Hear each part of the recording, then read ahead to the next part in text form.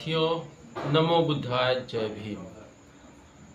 साथियों, बहुजन blog TV channel आपको एक बात बताना चाहता है कि सुप्रीम कोर्ट में एक मूर्ति लगी थी जो न्याय की देवी कही जाती थी। साथियों, उस न्याय की देवी के द्वारा एक प्रतीक चिन्ह था कि न्याय किया जाता है।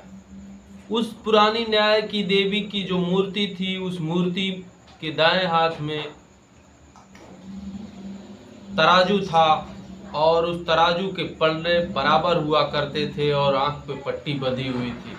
आंख पे पट्टी बंध करके वो ये संदेश देना चाहती थी कि किसी को यह देख करके न्याय नहीं किया जाता है कि कौन हमारे फेवर में है और कौन हमारे विरोधी है, लेकिन सबको न्याय मिलता था। साथियों, एक गाना आया था, एक फिल्म आई थी, ये अंधा कानून। 4 अगस्त 1983 को एक फिल्म आई थी जिसका नाम था ये अंधा कानून। यह अमिताभ बच्चन और रजनीकांत अभिनीत फिल्म थी। 41 वर्ष पहले यह अंधा कानून का एक गाना भी आया था, जो गाना सुन करके ऐसा लगता था कि कानून को वो गाना चिढ़ा रहा है। इसलिए उस अंधा कानून की 2 लाइनें मैं आपको इसमें बताना चाहता हूं कि क्या उसमें लिखा हुआ था। लिखा था कि अस्मतें लूटी चली गोलियां, लेकिन इनसे आंख नहीं खोली गई।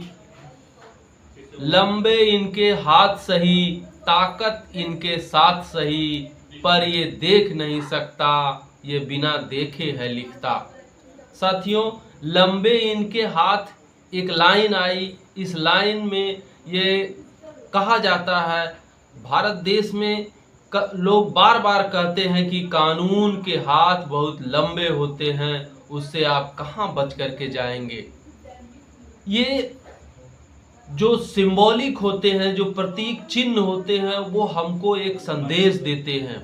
उस संदेश में सीजेआई माननीय चंद्रचूड़ जी, डीवाई चंद्रचूड़ जी ने इस मूर्ति को देखा, समझा और सुना, और उन्होंने इस मूर्ति को बदलने की कोशिश की और बदला।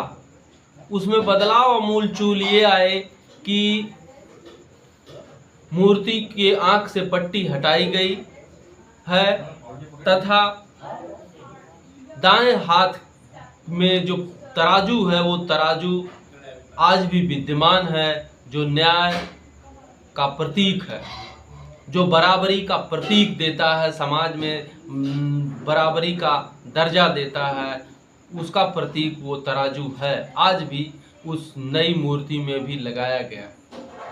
लेकिन जो बाएं हाथ में तलवार थी, जो दंड का प्रतीक था कि इससे आपको दंड दिया जा सकता है, उस तलवार की जगह पर बाबा साहब डॉक्टर भीमराव अंबेडकर द्वारा लिखित भारतीय संविधान को रखा गया है, जिससे ये माना जाता है कि अब तलवार से शासन नहीं चल रहा है, इसलिए संविधान से देश चल रहा है। संविधान के अनुच्छेद और धाराओं के अनुसार आपके ऊपर न्याय किया जाएगा। यदि आप के साथ जैसा दंड होगा उसी तरह से आपको संविधान में लिखित दिया जाएगा। साथियों, ये मूर्ति का इतिहास बड़ा पुराना है। अंग्रेजों के समय से बनाए हुए आईपीसी को कुछ समय पहले बदला गया और आज उस न्याय की देवी का प्रतीक के रूप में जो मूर्ति लगी थी उसे बदला गया।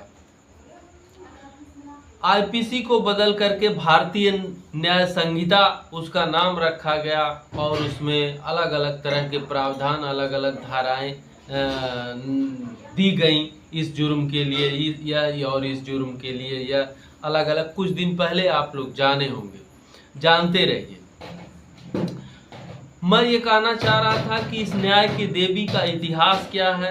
अंग्रेजों के समय से इस न्याय की देवी की मूर्तियां जगह जगह लगाई जाने लगी। ऐसा माना जाता है कि ये न्याय की देवी की जो मूर्ति लगी है वो अंग्रेजों का प्रतीक है, इसलिए उसे हटाया गया। इसका इतिहास ये है कि ये ग्रीक मैथोलॉजी से आई हैं, जो सत्य, व्यवस्था और न्याय की प्रतीक रही हैं। ग्रीक की देवी सत्य, व्यवस्था और न्याय की प्रतीक रहीं, इसलिए उन्हें अंग्रेज यहाँ लाए थे। लेकिन उसका नवीनीकरण किया गया है, उनके ड्रेस को भी बदला गया है, भारतीय परिधान पहनाया गया है। साड़ी में वो न्याय की देवी दिखती हैं, सर पे मुकुट दिखता है, इसलिए ये बदला गया है। ये जानकारी आपको मैं दिया। वैसे वास्तविकता है कि न्यायपालिका को कोई डायलॉग, कोई फिल्म का गाना चिढ़ाए, ये अच्छा नहीं लगता, क्योंकि भारत